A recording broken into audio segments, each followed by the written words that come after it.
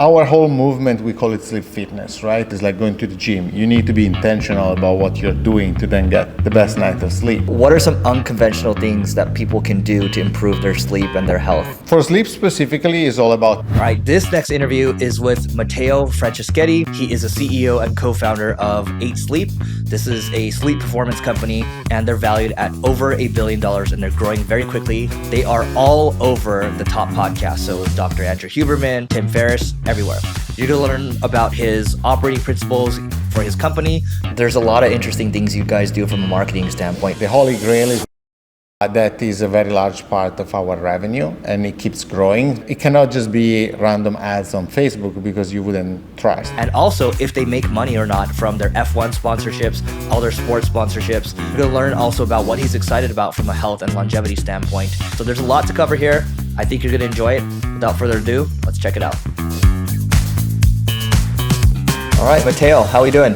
Oh, great. Thank you for having me. Super exciting. Long time coming. It's great to finally meet you. So I'm going to jump straight into sleep first. So a lot of people want to have the best sleep ever, and there's conventional things you hear about. There's you need to take your magnesium, maybe you're taking some theanine, maybe some apigenin and all this stuff. You literally run 8 Sleep. It's one of the top sleep companies in the world, in my opinion. I'm biased.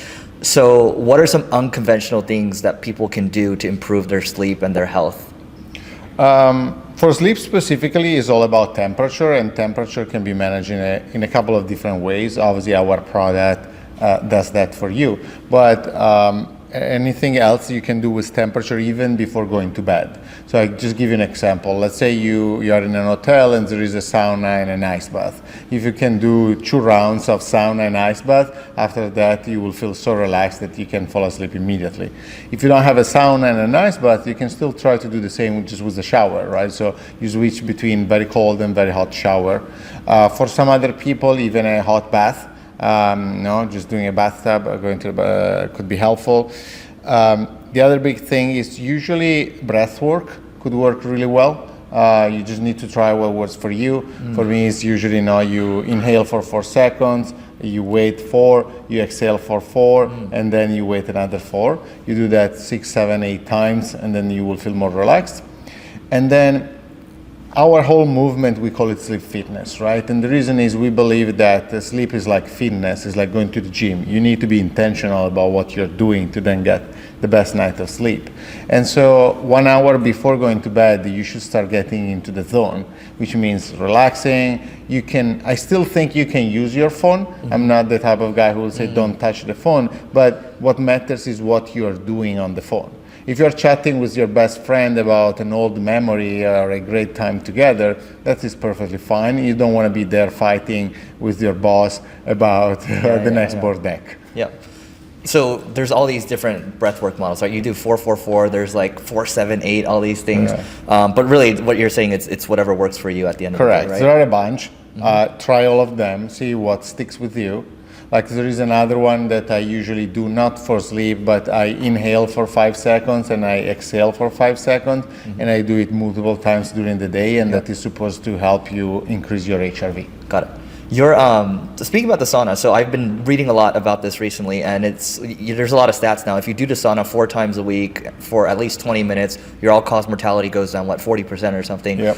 So, but most people, it's not practical to set up a sauna, right? So, what can those people do? Are there any solutions for that? Are you guys going to build something like that? We're not going to build it, at least not in the short term. It's not what we are targeting. There are some companies working on that. Now there is plenty of evidence that doing the sauna, as you were saying, at least 4 times a week is really good, particularly for your cardiovascular system. Yep. So I strongly recommend that. And the other big one is ice bath, so the cold plunge. That is another game changer that will increase your HRV. Yep, got it. And do you have a sauna at home, a cold plunge at home? Yeah. So you're doing it right before you go to bed? Yeah, I do every day. And so what happens, what's the difference between, like, let's say you're traveling, you're not doing it when you're traveling, obviously. How much of a difference do you feel? So I do a lot of sport. I work out a lot every single day, somewhere between at least an hour and a half. Sometimes during the weekend it can go up to 3 hours. And so I do cold plunge every single day, just to cool down all the parts of my body. But the other thing I do is in the evening when I can, I do a sauna, and then I do my cold plunge. And that is a game changer in terms of relaxation. When I'm traveling, usually you can. Sometimes in hotels you find the sauna. It's very rare you find the cold plunge, but if you have a shot, just try it. Yeah. So you feel a massive difference. Massive difference. And if you do only cold plunge after a workout, it will just help your recovery. So if I work out a lot and I do a cold plunge, I recover, call it 20% faster and better the following day. While instead the combination of the two is perfect if you just want to relax and get ready for sleep. Even Peter Attia talks about that. I think Peter does 20 to 30 minutes of sauna, cold plunge, 20, 30 minutes of sauna, cold plunge, and he goes straight to bed. Got it. And because you run 8 Sleep, I'm sure a lot of people that buy 8 Sleep, they're trying to defeat insomnia, right? So what are some ways to defeat insomnia? And the reason I'm asking this is because 4 weeks ago, I heard a loud noise in my room, right? And I woke up. And then for the first time in my life, I got insomnia because I kept thinking about what if I can't sleep? And then I just stayed up the whole night. And then my doctor prescribed me something. And all of a sudden, a week later, I realized my heart was pounding. I realized I had anxiety, right? And then I was talking to my coach online. He's like, there's something wrong with you. He's like, what are you taking? And we looked it up. It was a benzo, right? It's one of those things that it's like a cousin to Xanax, basically, that I was taking. My doctor's like, oh yeah, take it every night before you go to sleep. And then you won't have insomnia anymore. I stopped taking it, boom, couldn't sleep again. Right before that longevity summit I was telling you about. So anyway, long-winded way of asking you, how do people defeat insomnia? Yeah, I mean, insomnia is really tricky. When we talk to our customers, one of the things they always mention is, I can't stop my mind from racing, right? That is a very typical problem. We are all high achievers. We all push really hard. It's really hard to just decide to disconnect and fall asleep. And that is why I was talking about getting into the zone, like if you were an athlete before going to bed. Temperature helps a lot because sometimes when you have insomnia, you start moving and tossing and turning. And so if the bed or your pillow, they become really hot, they will just make everything difficult. But more than anything, I think is mind control. And so temperature meaning a relaxing hot bath, the cold plunge with the sauna, breath work. You just need to start relaxing and slowing down your mind. Got it. I want to stay on sleep for a little bit. Then I want to talk about the business. I want to talk about the marketing because there's a lot of exciting stuff that you're doing right now. What do you have in your sleep stack?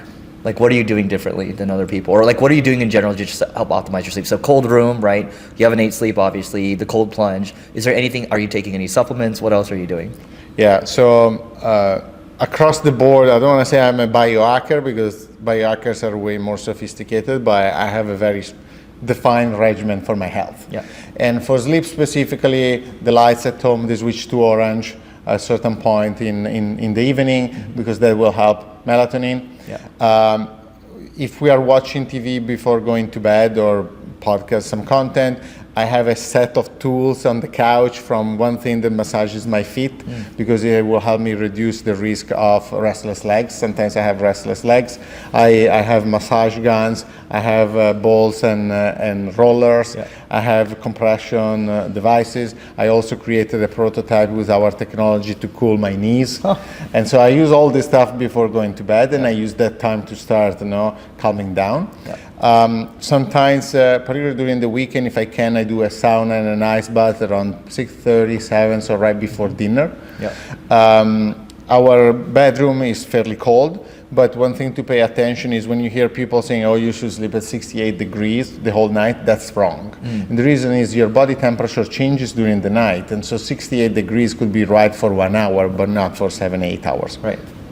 Then there is the pod, so my bed gets prepared automatically by our technology. I get in, perfect temperature, and then the temperature changes during the night.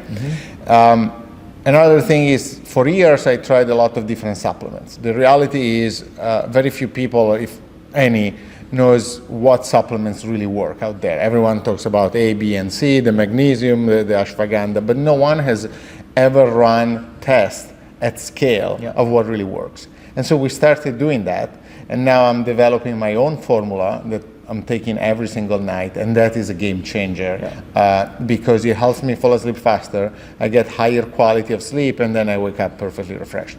So are you going to sell this pill? Probably. Okay. Yeah, we're working on that. Okay. Oh. Yeah. So first, I want to develop something for myself, Yeah. and then we test it at scale, and Yeah. the data seems extremely promising, and then we will give this elixir Yeah. to everyone. Got it. That's such a good point because I take all these supplements, but I don't remember once where it's like I feel amazing. Everyone takes magnesium, but did anyone prove that magnesium works? Yeah. One of the biggest problem in sleep and in health in general, but in sleep is even bigger. Sometimes you read, oh, this clinical study says A, B, and C. Mm-hmm. And then you look at the study, and it was a study with 15 people for 5 nights, right? That's 25 nights. Yeah. We have hundreds of thousands of people sleeping on our product every single night. We collect 15, 20 terabytes of health data per night. Right. And so we reach a point where we can really start testing some of these things at scale with some of our beta users, thousands of people. And in a week, we're going to have 10,000 nights of sleep. Got it. So I remember Harry Stebbings asked you, because you're sitting on these mountains of data, right? So you just mentioned like you can come up with these different solutions. How else are you planning to weaponize this data in a helpful way, right, from a business standpoint? Yeah. The biggest change in sleep and health, in health it will be even bigger, is because of our longitudinal data. Our device is not like a wearable. Once you install it, you keep using it, just because the pain of removing is bigger than anything else. Yeah. Well, instead, wearables, usually the drop after 6 months is pretty heavy, right? 50% of people stops using the device. And so we have this longitudinal data where we start having your sleep and health data, heart rate at rest, HRV, for multiple years. Some of our customers are crossing the 4 or 5 years. And first, we see how your health is trending, right? During these 5 years, how much did your heart rate change? Are you developing any cardiovascular disease? But the biggest thing in the next years will be that we will be able to predict what can happen 5 years later.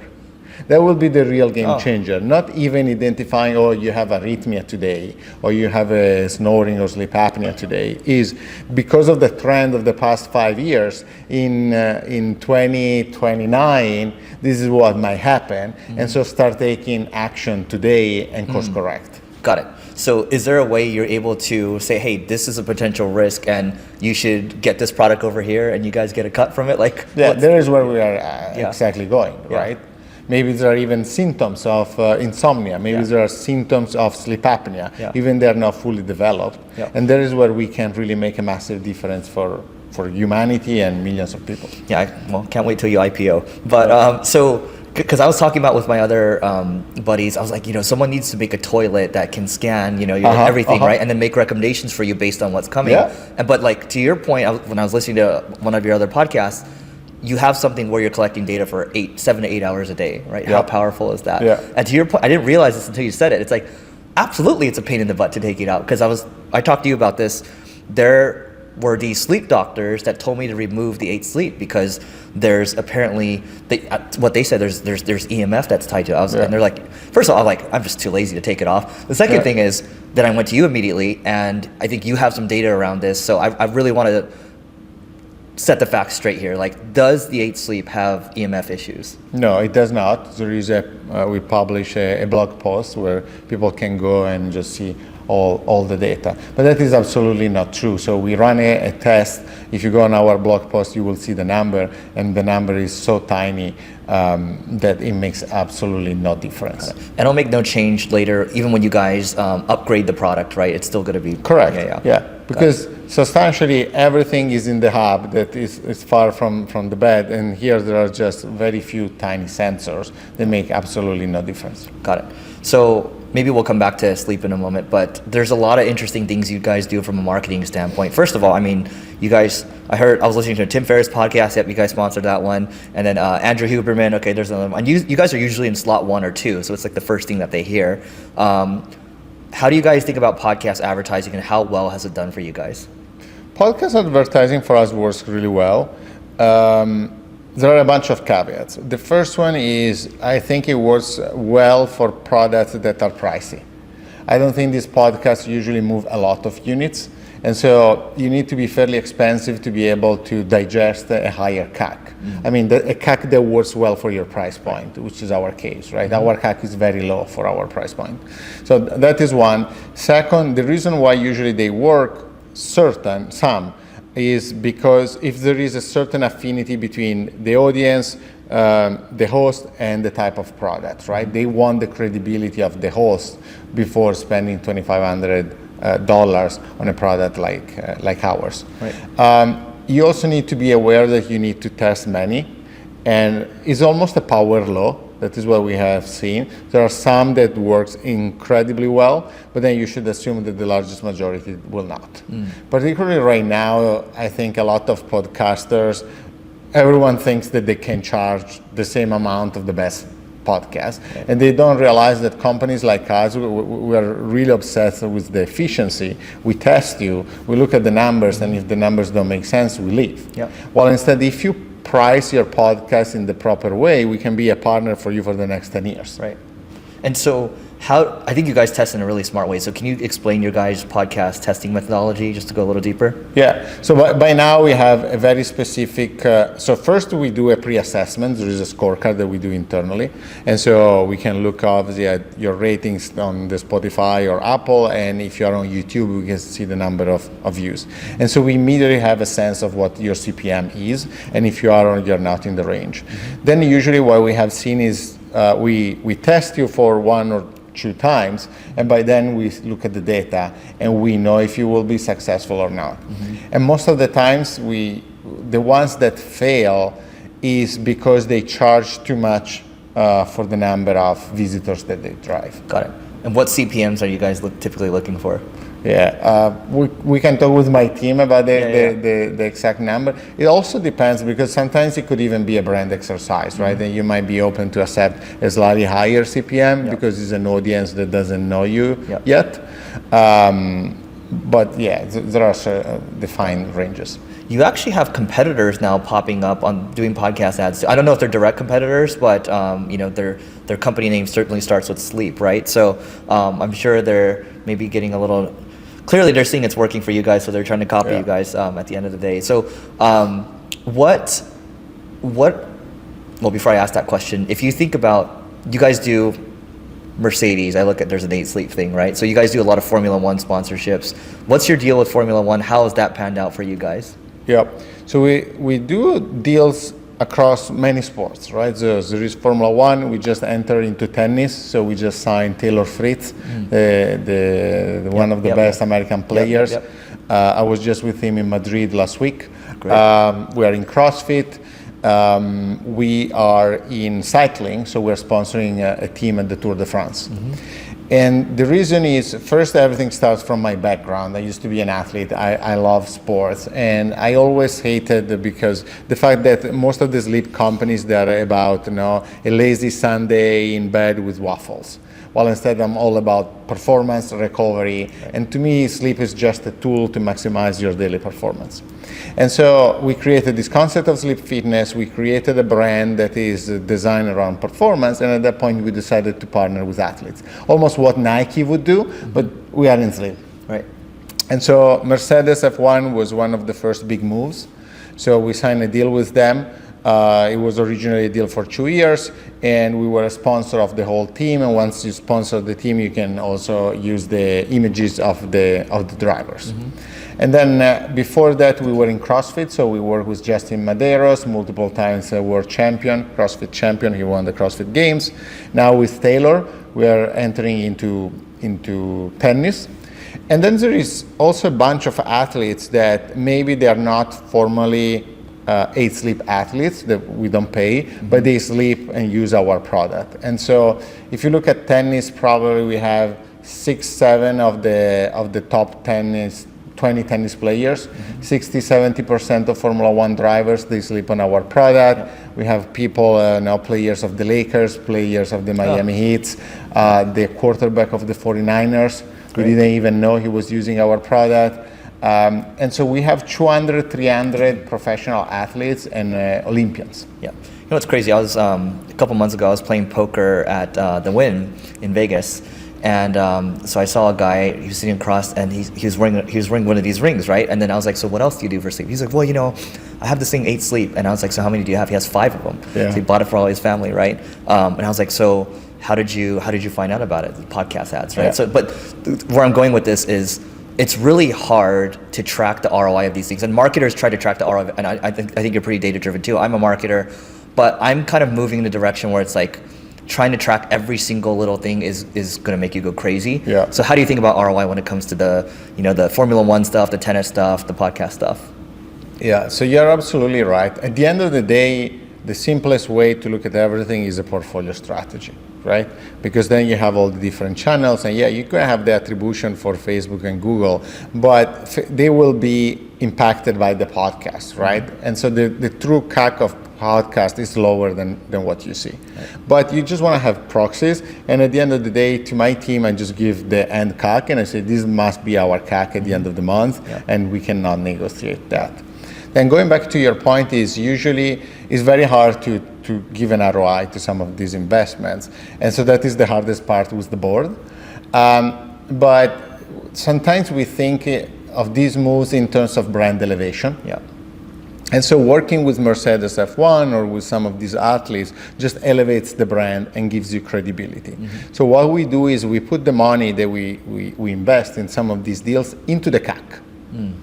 And so the blended CAC, the portfolio strategy absorbs that. Mm-hmm. And the board is fine with that because they say, okay, I don't care where you put the money. If you put it on Facebook, if you put it on podcast, or you do a deal with Taylor Fritz, right? At the end of the day, the end CAC needs to be X. Got it. So they're not going to scrutinize every little thing. They don't have the time to either. I mean, then they want, or we like to present data about a certain channel, but they know that there is a 10-20% of their whole marketing budget that is invested on things that you cannot track perfectly. Got it. And But sorry, for example, for a deal like Mercedes, then we had a really big event in UK at the factory where a lot of journalists came, they saw the car, they spoke with the doctors of the Mercedes F1 team, and then they wrote a lot of articles about us and the fact that Lewis Hamilton sleeps on the product and George Russell, right? And so sometimes you can have even these, I would say, second order effects, like a lot of PR and media, and you connect it to visitors to the website maybe the following day. Got it. Yeah, I think it's just impossible to track, right? But then some marketers get lazy and they call it dark social. Don't try to track anything. I think it's somewhere in between. Correct. There's something that you talked about too that decreased your CAC from about 75-80% or so. And I think this is heavily underrated, and to some people it might not be new, but I think it's worth talking about. Do you want to talk about what that is? So, in general, our CAC is 4 years in a row, 4 years and a half in a row that keeps going down. So since when we launched the pod, and I can tell you we grew a lot, like 5, 6, 7x in these 4 or 5 years, and the CAC keeps going down. For us, obviously, the holy grail is word of mouth. That is a very large part of our revenue, and it keeps growing. 30 to 40%, right? Yeah. So the incredible thing, it keeps compounding because the number of people using the pod is larger, and then if each of them can impact 5 people, as you were saying, right, between your relatives and friends. One thing is 1,000 people. Once you have 1 million, then it becomes 5 million. So it compounds really fast. And so we see all our digital channels becoming more and more efficient, and Facebook right now is at the lowest it has ever been. Interesting. This message is brought to you by Leveling Up Founders. And Leveling Up Founders is an invite-only event for founders. It happens once a year, usually during August. And past attendees include people such as Ali Abdaal, Cody Sanchez, Neil Patel, Vanessa Lau, and the list goes on and on. And ultimately, it comes down to the quality of the group of the people. We try to keep the group high caliber. That's why it's invite only. So if you are a founder at the top of your game, you can go to levelingup.com/founders to learn more about it, and you can apply. And we'll see you on the other side. How do you think about this goes into the business a little bit, but how do you think about competitors? Because what is the moat behind your business at the end of the day? Like, how do you think about defending against them? Yeah. In full honesty, we don't really care about competitors. All my obsession is product, and then the rest is team and growth. Right. But our focus is we just want to build the greatest product ever. And if we do it well and we do it fast, there is no way anyone can catch up. Then we think a lot about our moat in general, and we are one of those, I would call them verticalized companies, right? Because First, you have hardware. It's really hard to build our hardware. You need a lot of money. It's painful. Right now, very few investors would give you the money. Then, once you build that hardware, you need the scale. And then there is all the algos and the AI that goes behind the data, right? Because even if I give you $1 billion and tomorrow you build an equivalent of our product from an hardware standpoint, it will take you at least a couple of years to reach the level of accuracy we have reached with our algos, that you can buy it. Right now we are 99% as accurate as a medical grade EKG at tracking your heart rate, right? Which is pretty mind-blowing if you think that you just go to bed and this device is tracking your heart rate with the same accuracy of a hospital. 97%, around 97 with HRV, and I think around 97% for respiratory rate. And so these are the areas where we build the strongest moat. You know what really grinds my gears? Okay, so I'm not going to name this ring that I wear. It's relatively the same HRV as and the heart rate as the 8 Sleep, right? And so that makes me happy. What makes me unhappy is that I always get very high sleep scores with 8 Sleep, and then with this one, it always scores me very low. Like, what do you think is going on? So sleep scores obviously is something that is Subjective. almost a product decision. Yeah. It depends how you balance things like, okay, the different sleep stages, the toss and turns, the consistency, and overall the quality of your sleep. So that could be the reason of the difference. So I don't know exactly how they do it, but we're pretty happy with ours. Got it. And I want to back up a second back to the health. It just came to my mind. What are you personally, because you see a lot of stuff, right, in this space, and especially in the last 5 years probably, what are you excited about in the sleep and longevity space for the next 5 years? With 8 Sleep or outside 8 Sleep? Both.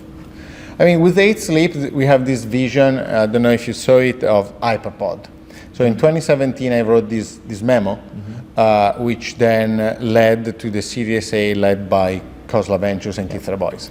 And the whole vision is Hyperpod, which is substantially a canopy bed with blackout curtains, so it's completely dark. We control air temperature, air quality, and oxygen levels. And we also do full body scanning. So your bed in the next 3 to 5 years will become the most advanced preventative health platform you have ever seen. And you will use it every single day just by going to bed. So you don't have to change anything in your habits, just go to bed as you did, but we will save your life. So that is what will change with 8 Sleep. That's great. Then I think in general, in health, the biggest change will be, as there are more companies collecting data about you and others, we will become, through AI, machine learning, and all the algos, we will become way more sophisticated in terms of preventative health. We will track certain things every single day, and we will be able to predict what happens 3, 4, 5 years down the road. Got it. And I'm imagining you can probably share this data with your healthcare practitioner. 100%, yeah. Got it. And some of these companies will integrate, right? What Hims and Rowe do with certain doctors, it can be applied to your personal data and get coaching whenever you need it. Interesting. And I think you said, and this makes a lot of sense because I've been thinking about this because all I've really bought is the Pod Pro cover, and all I tell my friends to buy is the Pod Pro cover, right? And that's the majority of your sales right now, correct? Yeah.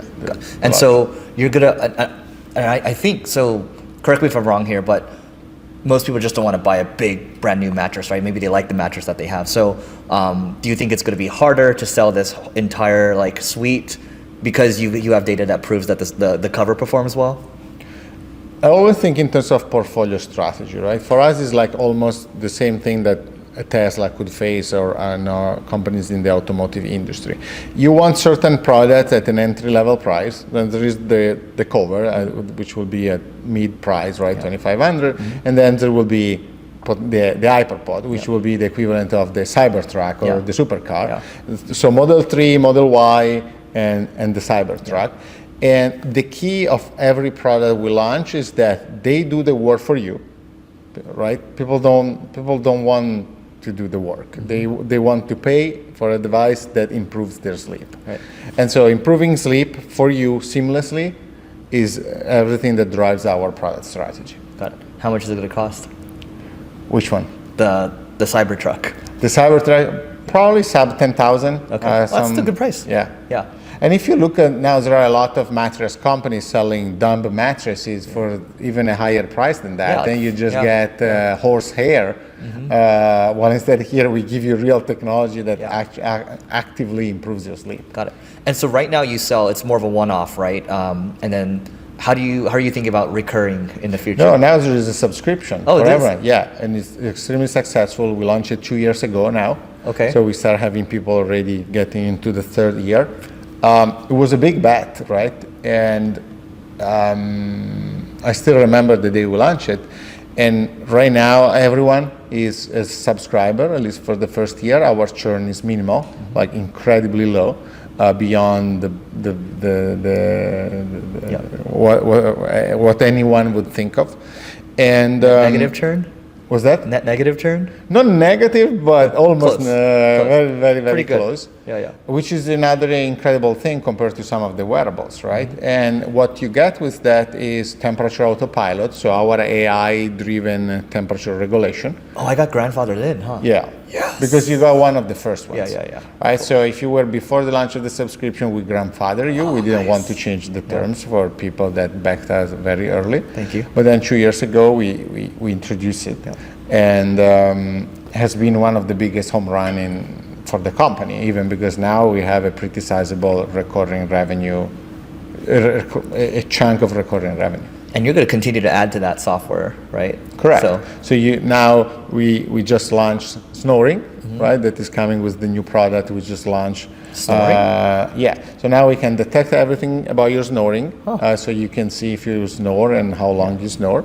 And now with Pod 4, which is the latest generation, you can just buy the cover, or you can buy the Pod 4 Ultra, that also comes with a base that goes underneath the mattress and automatically inclines you when you're snoring to stop snoring. Oh, that's great. That's so good. That's exciting. And you know how, so when I got tested for sleep apnea before, I had to like put this thing on my thumb or whatever, and then like, up my nose and all that. So are you guys able to detect sleep apnea as well? We don't have an FDA approval, so we cannot tell you right now. Over time, the pod will detect sleep apnea and will be allowed to do it. Got it. And so 30 to 40% of your business is word of mouth. How does someone increase to that level? I'd imagine it's a lot of the branding stuff that's going on. It's also the product's really good too. So what do you think it is to you? How do you get 30 to 40% of your business from word of mouth? The product. Honestly, is the product. Then there is branding and marketing being cool, right? Because if you wanna talk to your friends about something that you're proud of. If this thing was looking very medical and sexy and boring, maybe you wouldn't feel so comfortable to say you use it. But if you and the quarterback of the 49ers are sleeping on the same product, it looks pretty sleek and actually works, then while you're having dinner tonight with your friends, maybe you're gonna talk about that. Yeah, that's pretty cool. And so it's basically influencer marketing, right? So are you going direct to these influencers, or how are you brokering a lot of these deals? The inbound is insane at this point, but for the big ones, these are relationships that you want to develop over time. And so usually what you do is you give them a product and they want to test it, and only if they really like it, then they will allow you to advertise with them, or they will talk about that. I think, correct me if I'm wrong here, but it sounds like you're probably, if you are working with them, it's just cash compensation. There's no equity or anything, right? Correct. Got it. Yeah, that's the way. I think a lot of people got too used to just giving away equity 10 years ago. At this stage of the company, it would be extremely rare, almost impossible. Yeah, got it.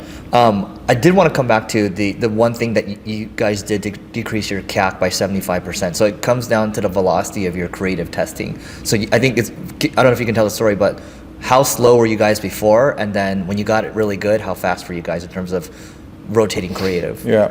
Now it has multiple creatives per week. The challenge you have with a product like ours is that when your AOV is so high, the number of transactions that you get on Facebook compared to with something that costs $100 is very different, right? And so to train the Facebook algos in the early days when we were spending a small amount of money was really hard. And so we couldn't test enough creatives because the budget was not big enough at that price point, at that AOV. Now we have reached a point where we spend enough to justify the creation of multiple creatives per week. Got it. And how many is that per week? Usually right now it's still probably 3 to 4. Okay, got it. I'm assuming they're super high quality. Yeah. Got it. You talk about the rule of 7. So in marketing, the rule of 7 is you have to see something 7 times before you convert. I actually think it's like the rule of 14 or the rule of 21 now because people are so ADD. Yeah. So do you still see it that way? Like 100%. Everything we do, we think in terms of the rule of 7, meaning when something, our product again is around $2,500, right? It's not that you just see the thing and you pull the trigger. It's not an impulsive purchase. And so we came up with this rule 4 years ago, and we said, okay, probably rule of thumb to convert you, you want to hear about us 7 times. And it cannot just be random ads on Facebook because you wouldn't trust.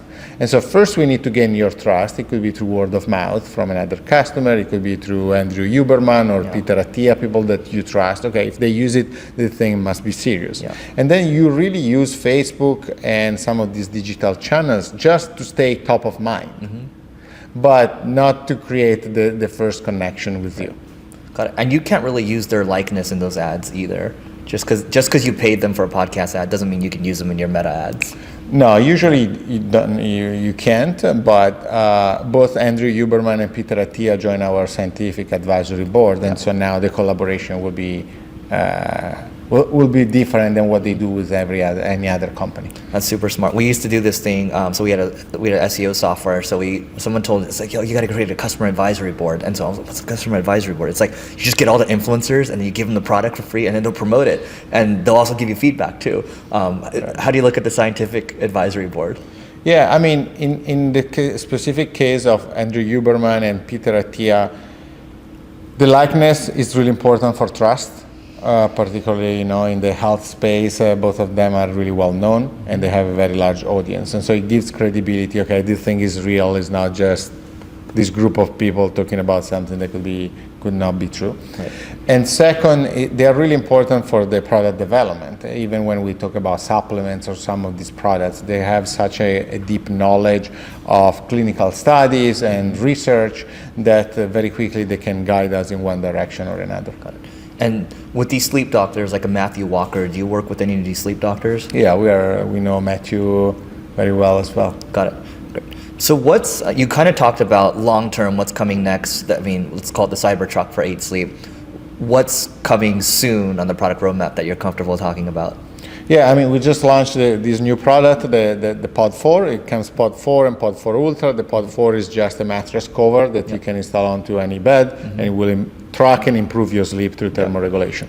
The Ultra comes with also a base, an adjustable base, that automatically inclines when you're snoring. That's the thing you're talking about. Okay. And so it's our next step. We don't do only temperature. At that point, we also control snoring and in the future, sleep apnea. Got it. I thought that was coming like a couple years, but that's coming. Yeah. Okay, Yeah. great. Yeah. By this time you listen to it, it should be out already, right? Correct. So I guess when you think about product, like where do you get your inspiration from? Number one is from using it and an obsession for what we do. I literally think about sleep like all the time. And I always try to refine every single detail, and I try to put myself in the shoes of a customer. So with the new product, Pod 4, we also I invented this controller that is on the side of the bed, and just by tapping the side of the bed, you can change the temperature or you can snooze your alarm, right? Customers kept asking for a remote control. And I kept thinking, I don't think Steve Jobs would build a remote control, because then this remote control needs to be charged, you lose it, it's somewhere on your nightstand, you don't find it. And one thing Henry Ford was always saying is, if you ask customers what they want, they would tell you that they want faster horses, not a car. And so I kept thinking about that for a year, and then I came up with the idea of saying, we need to add a controller on the side. So it's always there, it doesn't need to be charged, there is no dust. You just tap, and based on the number of taps, you can have different controls. Got it. I love that. So what if you're sleeping with your partner and then you have a really strong guy who taps like really wakes the other person up? You can be so soft that it would be something the partner cannot do.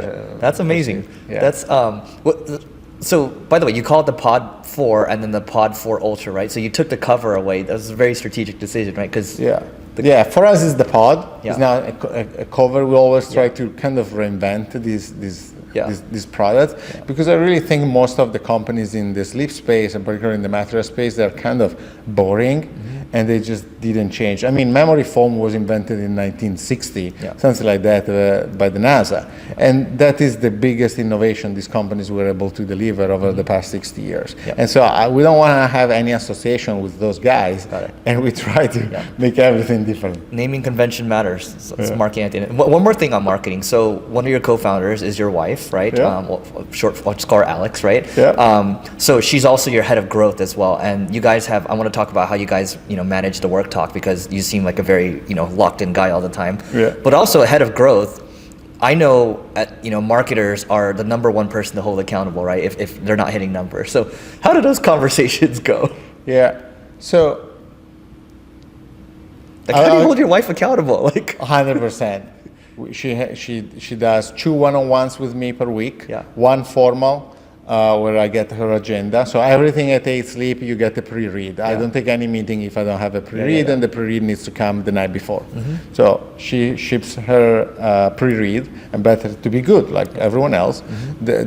We hold her at the same standards of everyone else, even higher for co-founders. And then usually on Saturday morning, we also have breakfast or lunch together, and we talk about business. Then on Sunday, I'm not allowed to talk to her about business again. At the end of the day, one of the biggest advantages we have is you substantially have 2 co-founders still living together after 10 years, right? Usually that doesn't happen as the company grows, right? Co-founders, they live together at the beginning, and then the company grows and they have their own family. While instead we are 3 co-founders. There is Max, who is the CTO, but 2 of the other co-founders, me and my wife, they still live together. And so tonight when I go back for dinner, we end up talking about work. Then my brain, or because of how I am, I can literally think and talk about work like literally 24/7. While instead, Alex, usually she gets the biggest aha moments when she's not thinking about work, and her brain behind the scene is doing that. And so we have some rules. And because one day I don't know, let's say it's 9:30, 10 p.m., and I keep talking about work. And her point is, no, I don't want to hear you talking about work, because you wouldn't be calling randomly our executive talking about work at 9:30. And I say, fine, but I will still Slack them. And so if I can Slack them, I can Slack you. And so sometimes we are on the couch at 9:30, 10 p.m., and her phone is vibrating, and it's me Slacking her about some ideas. And then we use Slack for professional life and WhatsApp for personal life. And sometimes I'm complaining on Slack that we're not moving fast enough, that we need to close this deal, that deal, blah, blah, blah. And on the personal chat, I'm saying, okay, what are we going to have for dinner tonight? What about... to you, it all blends in. But I'm fairly hardcore, and it doesn't matter if you're my wife or not. All that matters right now is that we make it Sleep successful professionally, right? And then we have our personal life, but that is a different story. I think you also mentioned this too on another pod. I mean, it just, in a relationship, it's important that so Alex is good at setting boundaries and respecting those boundaries, right? Once you set the boundaries, like, okay, Saturday afternoon, you can't bother me with work, but up to 2 p.m., right, lunchtime, we can still talk about that. And sometimes I pick her brain. And then I leave her alone, and she has her aha moments. What's interesting to me is there's a story I heard recently. This guy, the sleep doctor, Dr. Bruce, I think. So he brought up this story, and he talks about chronotypes, right? You got the lion, you got the dolphin, whatever, right? And he was working with a client. Let's call the client Sally. And so Sally was struggling at work. She was showing up late. She was falling asleep at work. She wasn't delivering good quality work.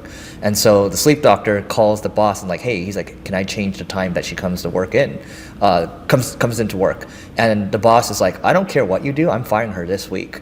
And basically, he changes her work time from 9 to 5 to 11 to 7, right? Because this Okay. person's a bear. And then the boss, 2 weeks later, calls the sleep doctor back. He's like, hey, I have 4 other employees I'd like you to talk to. But so basically, it's this whole thing about chronotypes being a big deal, right? So I'm like, are you guys doing anything around that? I'm like, that seems interesting to me, because are we going to move into a world where we're trying to optimize around people's chronotypes? Like, but as an entrepreneur, it's like, no, you want people to work early, right? So I don't know. It's like a balance. I mean, for us, for 8 sleep, people working at 8 sleep, we are fairly flexible. It's not that, oh, you have to be at the office by this time and leave by this time. Then, because we are a startup and in the intensity and the velocity are key pillars in everything we do. Doesn't matter for us if you start honestly at 11 or 9, but you just have to accomplish what you have to accomplish in pretty fast. Just get the job done. Yeah. Are you Get the guys job remote? done fast. Yeah, makes sense. I mean, you drive faster. So, are you guys remote first, or are you guys in office? We're mainly in office, meaning we have 2 big offices, one in New York, one in San Francisco, then we also have China and Boston. But then we also have a bunch of people remote, because sometimes for certain roles, like engineering, software engineering, you might be flexible. Got it. So are you traveling pretty often to New York? And I travel 250 days a year, so yeah. 250? Yeah, Oh, wow. I'm in New York every other week, in San Francisco at least once a month, and then because we expanded internationally, I always travel at least twice a quarter abroad. It's tough for your sleep. Yeah. Yeah. Yeah. By the way, Neil and I have an agency owners group called the Agency Owners Association. All you have to do, just go to marketingschool.io/agency. Once again, it's marketingschool.io/agency to learn more. And now back to the show. Okay, I want to go into what were some of the key inflection points? Because you didn't do hardware before, right? No. So what were some of the key inflection points? If someone wants to build a hardware business, like what were some of those key points that you can talk through? Hardware is hard, as they say. The first, obviously, in our case, we started with pre-orders, right? Which has some pros and a lot of cons, because we sold 8,000 units in pre-orders, which sounds an amazing number, and you say, oh, you have proven product market fit, and that there is demand. But the problem is building 8,000 units is a lot. And after you have shipped these 8,000 units and you just go back to business as usual, you start moving 100 units a month or maybe a day, depends on the price point. And so this is going to create a lot of problems with your suppliers, because they say, I created all these lines to build thousands of units, and now you're telling me that you move a few hundred per day, per month, per week, whatever. So the first one is to ship. A lot of companies, they don't even get to shipping the final units. You have seen a lot of companies on Indiegogo and Kickstarter in the old days that they sold, I don't know, they made $12 million, $10 million, and then they never made it to shipping the final product. So that is milestone number 1. Milestone number 2 is, okay, once you are able to produce and sell to the final customer, can you really grow this business? Consumer businesses are hard, and with hardware is even harder, because you need to build, so you need the money. There is obviously reliability issues, replacement, and all that. So you really need to reach a point where you can cross the chasm. Then I would say the third point is to figure out your unit economics. Every hardware company at the beginning, they will have shitty unit economics. It's part of the game. We all start thinking that this thing will cost 1 and it will cost us 2, but we already sold it for 1. We're in trouble. And then you need to understand your CAC and what channels. At the beginning, you're naive. You believe that you go in Best Buy and you do Facebook, this and that, and the company scales. That doesn't happen. It's a lot of optimization. Yeah. And you guys went through YC too? Yeah. Got it. So how was that experience? Because not a lot of hardware companies go through YC. No. Right? And so hopefully we'll be one of the largest and most successful YC companies in hardware. That is my hope. We got rejected twice, but we kept applying, and we finally got in the third time, and now they still use us as a case study at Y Combinator, because we don't give up. We're fighters. That's great. And it was 2015 when we went through Y Combinator. It has been an incredible experience. I would do it. I would recommend it to anyone. I mean, I think the smart thing about your business is that the TAM, the total addressable market, is the entire world. Yeah. You did that on purpose, right? Yeah. So how should entrepreneurs think about when they start a business? Because a lot of people, I mean, I was talking to someone here the other day, and they're struggling with their business, and their business is renting out yachts in Miami, right? It's a tough business. So what other tips aside from large TAM do you have for beginning entrepreneurs?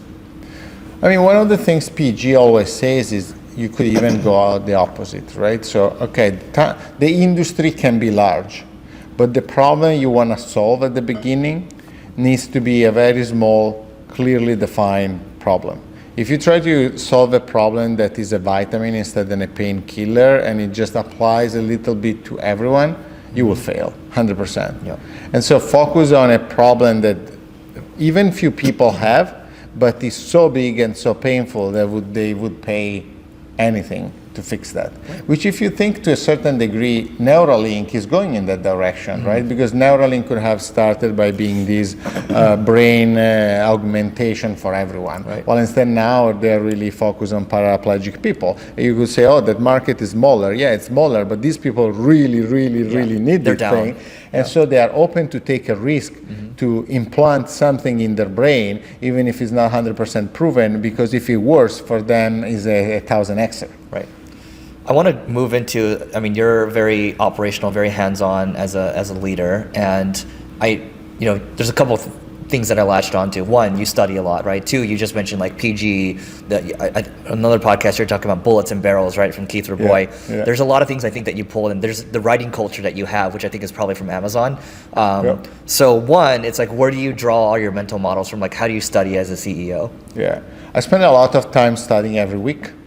I would say at least an hour a day during the work week, and probably 4 hours a day, Saturday and Sunday. And that it could be a podcast, it could be reading books, or it could be just on YouTube, trying to learn as much as I can from the best people. Yeah. And then, because I'm obsessed about sleep, I always try to see, okay, what can we improve in our own organization? So I try to steal as much as possible from the best. Got it. And what's the best thing you learned in the last 12 months? I just had a meeting with Keith Rabois last week, where so we meet regularly, and I send him an agenda, a pre-read with the status of the business, and then a bunch of questions. And so a topic we discussed is how can I coach our second lines to become really effective at managing third lines. And so we analyze what is working, what is not working, and what can be tweaked. Got it. And let's go into that written culture. So where did you get this from? And you seem to have optimized it for yourself too. You made it into your own, right?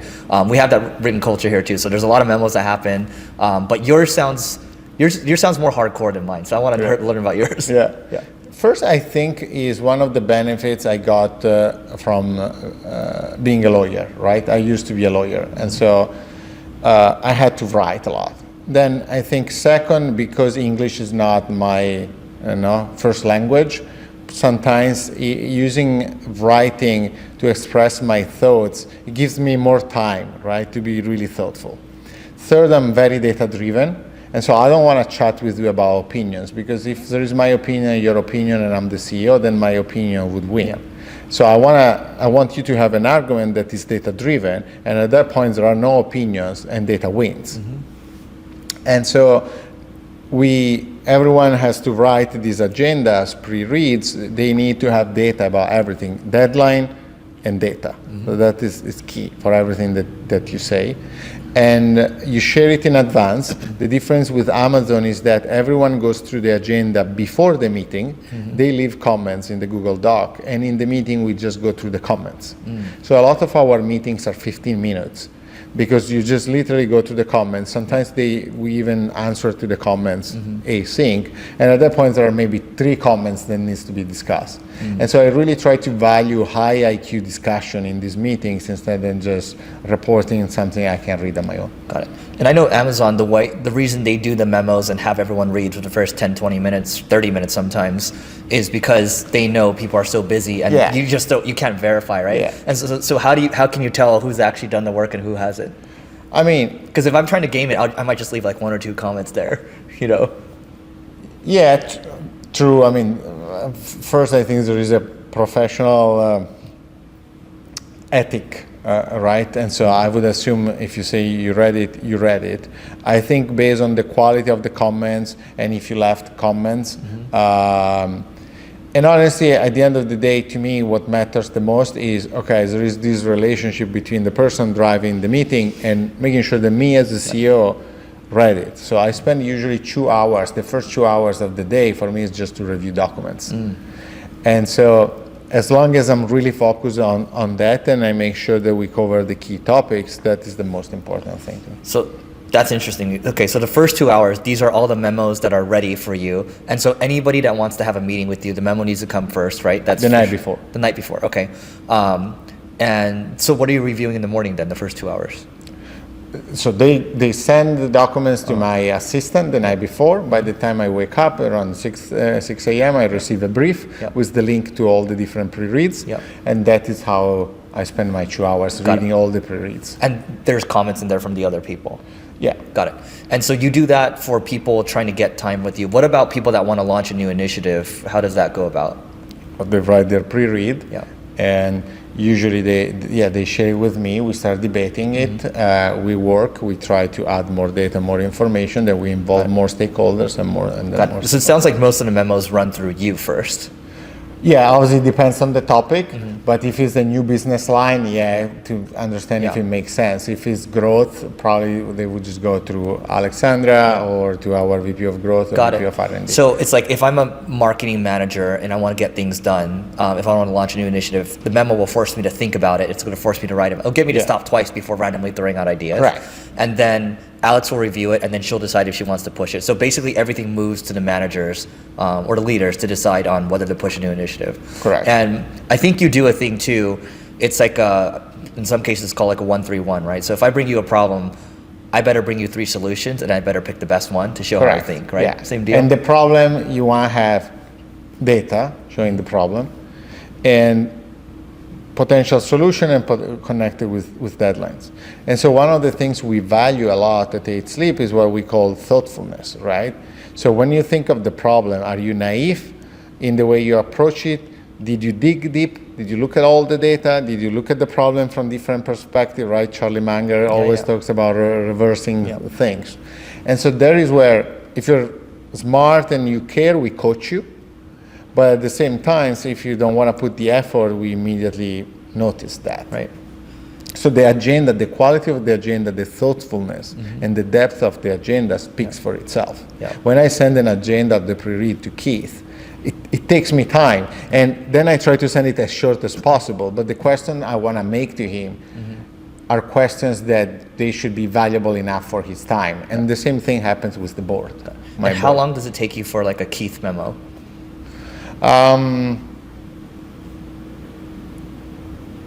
Probably 3 hours. That's a good chunk of time. Yeah. And you want to refine, you want to simplify, you want to cut what data, even about the business, right?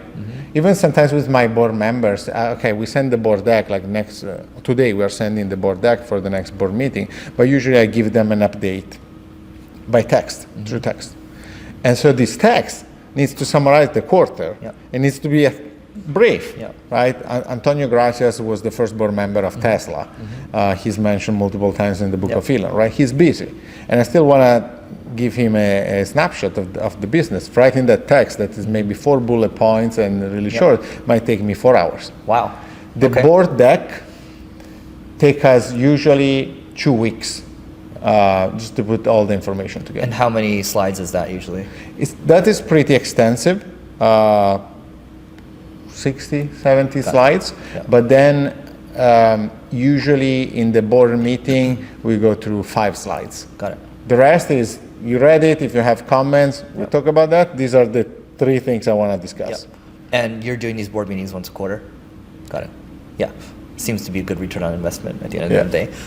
But the biggest value of the board meeting is not the board meeting, is the pain we go through to put together those 60, 70 slides and find all the data and the coherent story, right? Okay, what happened this quarter across all the channels? Why did it happen? This quarter we almost double year over year, right? how did that happen? What's the story behind here? And what are we going to do next? What worked? What didn't work? Right. That pain, even if we didn't discuss it with the board members because they just read it, internally is such a strong forcing function to become and be thoughtful about everything that is happening. So that board deck basically informs your strategy moving forward, Correct. which is insanely valuable. Exactly. Yeah, because strategy is your theory. And people often get strategy confused. That's a whole nother conversation. Yeah. And so you do talk about, I'm curious, like more of your operating philosophy. So something about you don't want people to have schedules that are too rigid, right? So if they don't have memos prepared for you, like you just cancel the meetings, right? So what else are some of your other operating philosophies? Yeah, so one of the things I started cutting or changing is one-on-ones with all the executives. I stopped doing them. And the reason was I don't want them to rely on a fixed meeting and they wait, I don't know, 3 days longer to talk to me about something just because, I will wait for the one-on-one. No, you call me today. And so I'm available all the times. I have what in my calendar, what I call office hours. And so it's time, even for me, I have usually 2 hours a day that I block. And if you want to chat with me, I can chat. Otherwise, I randomly call some of our people about any topic that is on top of my mind. But I want to break that rigidity because what we notice is even with other, some of our employees outside the executive team, sometimes for design, they wait to send us the new design of a new section of the app because the design meeting is in 2 days. And we're losing 2 days. And things stack, and it's like then you have to wait for revisions, and then like someone else's approval, and then before you know it, it takes a month to get something done. So another framework I have for the team is everything at A-Sleep needs to be done within 48 hours. Then there are exceptions, which are big projects, and then you should break them down in 48 hours increments. But the default should be 48 hours. I like that. And so oh my God, I'm just too busy. I'm just too busy, right? I'm sure you get that pushback sometimes.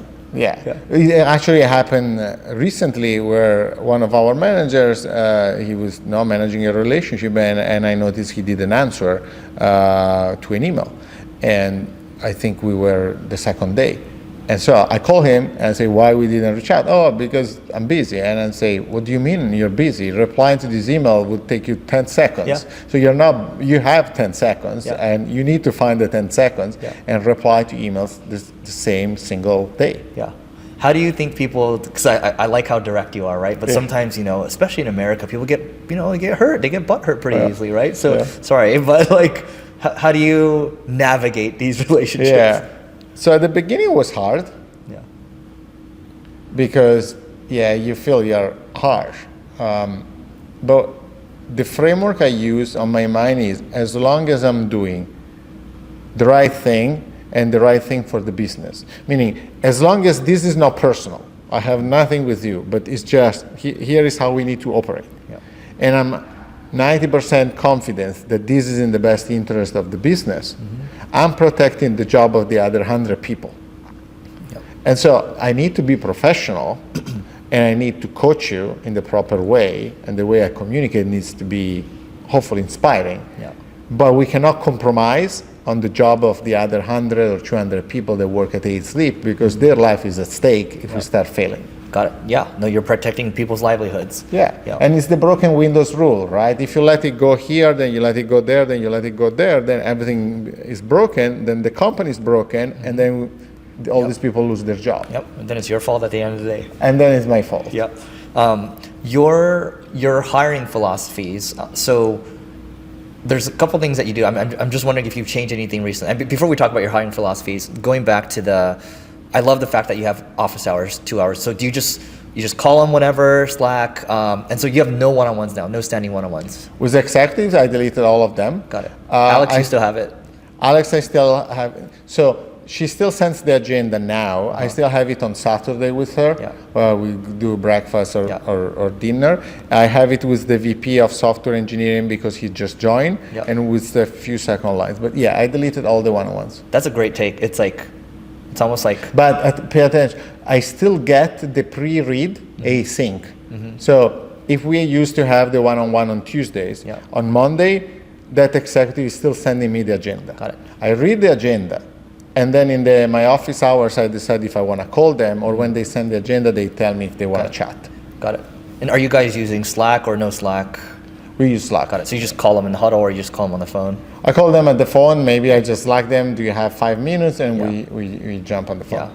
I thought you were hardcore, because sometimes I just call people directly. I just don't care, right? So sometimes with some of them, I just call them, like with our CFO or our VP of Ops, I just call them. Exactly, the more senior ones. Yeah. This message is brought to you by Single Grain. Single Grain is a marketing agency ran by yours truly. Single Grain does paid media, SEO, creative, conversion rate optimization, and has worked with a handful of companies such as Uber, Amazon, Airbnb, Salesforce, to startups, venture-backed startups, a lot of different companies.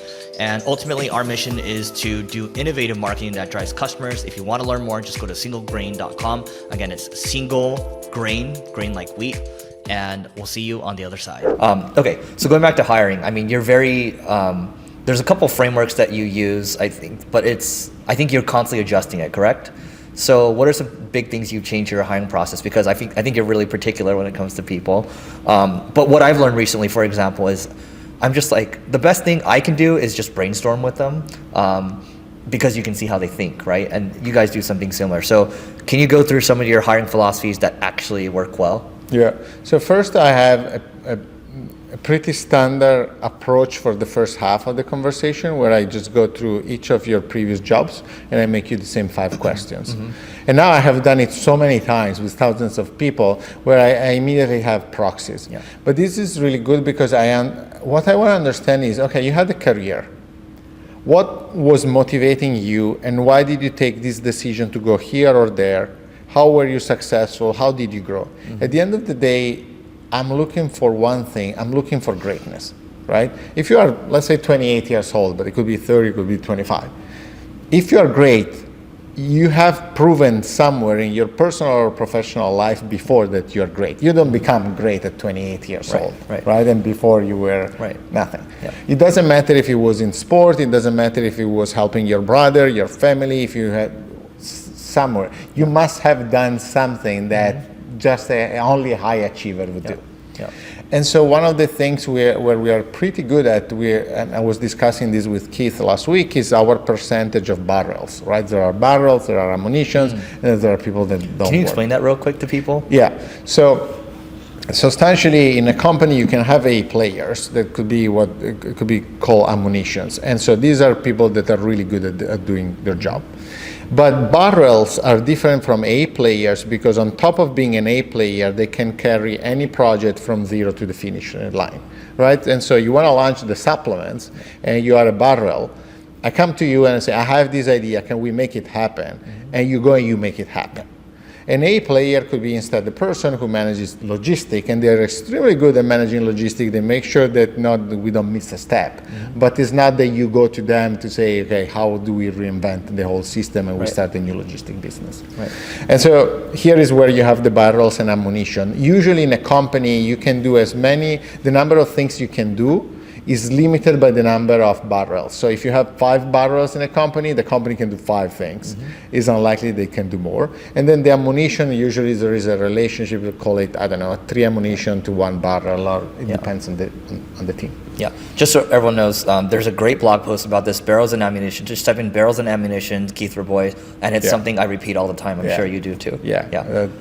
But going back to it, so how do you go about finding barrels? Because even some of the barrels that we have, I didn't know they would become barrels, right? Yeah. And so how do you identify them during the process? So you try to look for greatness, try to find something that they have done, which was incredibly hard, and they did it fast. Then what we have noticed at 8 Sleep is once you join us, the most successful people are people that have a higher rate of growth. So we really don't care about your experience. Most of our leaders today, second lines, maybe not all the executives, but are people that we grew internally. So we became pretty good at that. And the reason is because we are hardcore and we just throw you in the jungle, the best people shine in that environment because it's an entrepreneurial environment. They like it. Yeah. But at the same time, the problem that we have is that if you don't have that spirit, and so if you are not very intense and you don't really believe in velocity, then you will struggle. Because we are really demanding, we want things to happen at a really high quality really, really fast. Yeah. And this is something that A players and barrels love, but B players and C players don't. Yeah. And so one of the things I was discussing with Keith is how can we assess better this level of intensity before you join. And even today, one of the things that I started doing since a year and a half ago, at the end of my call, I try to scare you as much as possible, but in a positive way, like saying, look, you can't be a friend with everyone, right? Yeah. So you need to understand if we can be friends. It doesn't mean you're right or wrong, we are right or wrong. No, we can be different. We work extremely hard. This is how we work. These are not the key pieces. Don't join us unless you have 99% confidence that you're up for this, right? Because investors, they can invest in a lot of different companies. Us as human beings, we can invest only in one single company. And so we're at a point in our life, or at least I'm at a point in my life where I just want to work with people that I really, really respect. Otherwise, it's not worth the effort. And I think the same point should apply to any of our team members. So how are you anti-selling them? Like, what are you asking? Are you saying, hey, this is pretty hardcore? Like, are you in or out? Like, what are you saying to them? No, I mean, I try to explain, I try to give specific examples of certain things. I try to explain the level of intensity. I try to explain how much, how data-driven we are, this culture of writing, that is not a 9 to 5 or 9 to 6 job. And the reason is not because we just want to be hardcore. The reason is startups, they are playing against the odds. You are a tiny element in the world, and you are trying to achieve something that has never been achieved, right? Full body scanning while you sleep doesn't exist.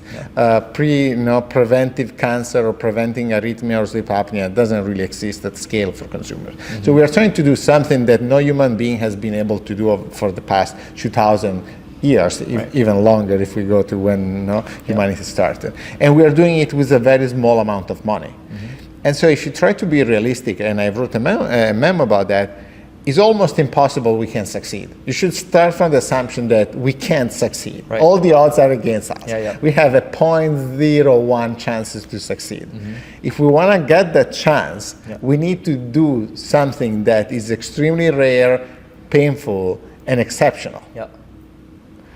And that is why this hardcore attitude is required. Is that the exact pitch? That's a great pitch. Yeah, kind of. Because that makes that would rally someone. Like if we just say, oh, it's hardcore, it's like, okay, there's a good it's why not behind just it. Mateo who woke up and decided that now we need to be hardcore and work hard. If we didn't have to work that hard, we wouldn't. Right? We want to be very respectful of your time and your family. But if we want to change the world, and we want 100 people with a limited amount of money to do something that could change humanity and save the life of millions of people, we must go above and beyond. Otherwise, someone else will have already done it. My feeling on just talking to you for the last 70 minutes or so is I don't think you have any ambitions to sell. It's either IPO or like bust, right? That's it. But if I deserve it, I hope to be here running 8 Sleep for the next 20, 30, 40 years. I think there is so much we can build, and I think technology will come towards us, right? Like with AI. And so a lot of things that maybe are not possible today or extremely difficult, they will become easier. And that will be the greatest opportunity for us. We just need to be able to stay around, so be profitable, survive. Technology will play in our favor and will deliver more value. That's business at the end of the day. It's really how long can you stay in the game, right? So. Until when you get lucky. And I think we got lucky, but I think we can be luckier. And when I'm talking about being lucky, I'm talking about this from a consumer customer perspective, building something that could be meaningful for their health and their life. Right. Just a couple more questions before we wrap. I have to imagine that all the marketing you guys are doing, all the branding that you're doing, it helps with recruiting too. Yeah. 100%. What are like your top sources for recruiting overall right now? Inbound, at the end of the day. There is a lot of inbound that maybe is not great, but at the end of the day, we have noticed that some of the most successful people at 8 Sleep, they reach out on their own. because they were inspired by what we were doing. Yeah. They were inspired by our investors. That is another common trait we have seen, right? Yeah. The investors, sometimes the fact that certain people invested make sure that they can trust us. Yeah. Right? I think brand association at the end of the day, right? Because you have Keith Boy, right? You have Coastal Ventures, right? Yeah. And then you have Y Combinator, and then you have Mercedes Benz. It's just like brand after brand after brand association matters a lot. Yeah, because it's a proxy to see if, okay, are these guys real or not? Are they serious or... Yeah. Here's a fun question for you. You talked about this. I wanted to go a little deeper. I'm surprised you guys didn't, because this is a great one. You A/B test your vacations. Please tell me more. What have you learned? Yeah, we A/B test everything, and we try to judge one. So where we ended up is we don't do vacations, but we travel. And the thing that usually help us the most is not having meetings, but we're still connected. So kind of office hours approach, but for the whole day. Because my brain, I usually, if I don't have meetings, I start studying or learning. Maybe I'm learning or reading the transcript of Tesla earnings call, right? And by reading that, I have an idea, and then I immediately call my CFO. And so sometimes we go in different places, so we are not bored by always being in the same place. You try to change the environment. I kill meetings because I don't want to be trapped in this feeling that my calendar is driving my life. Right. But then I double down on learnings and ideas, and I write a lot of memos. So for me, a vacation, I usually do random calls, and I write a lot of memos. All the best memos I write usually are the last week of December. And so we kick off the year with my full assessment of the previous year and the next year. Sometimes I think I try to put myself in the shoes of the team, right? Because when I come back from one of these things, there's a shitload of memos for me, and they're scared, right? It's like the lightning bolt CEO that keeps dropping ideas all the time. So how many of these mini vacations, if we want to call them, do you take per year? These are like 3 to 4 day sprints, we'll call them, right? It's probably, I would say, 2. Where I'm still connected, I just ask my EA to delete meetings. Got it. And then another thing Alexandra and we do, and is really productive sometimes, is if we are in a business trip. Like I still remember we were in a business trip in Tokyo, and then we use some of the time to go to certain stores, because our product is a physical product and we care so much about the ID. And so, I don't know, we go to the Rimowa store, and we just saw that they launched this piece of fabric that can go on top of your luggage with some pockets. And I take the picture, and then I immediately call my hardware team, and I say, we could do the same thing for the hub, right? And you could have there your book or your Kindle, and this could be an accessory that we can upsell, but can introduce colors, and we could do a partnership on this with Montclair in a very cool way, right? And so, between studying and inspiration, we try to do that a couple of times a year, but right now I think in the past 10 years I have always been on. I don't think I took ever time off. Got it. So just to recap here, you do 2 of these vacations, air quoting, and it's 4 days usually on average, and then for those 4 days it's just open calendar, like office hours, right? Nothing scheduled. And I think there's another thing that you said, like you and Alex started to figure out which places you guys like to go to the most, right? What are those?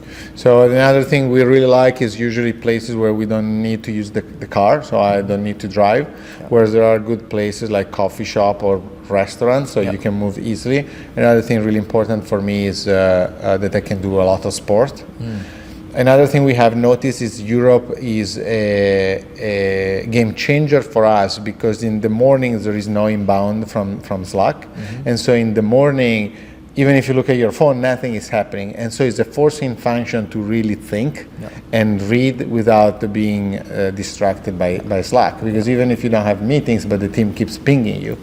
And so in Europe, from 8 a.m. to 3 p.m., we are completely alone, and that is maximum peak zone for my brain. And then from 3 p.m., usually if I'm in Europe, I stay up until late because I want to cover the US until 7 p.m., so until 1 a.m. European time. But at that time, I'm always available on Slack, and it's when I call people. What time do you usually start working at, and what time do you stop work each day? Yeah, so that is hard to say because stop working.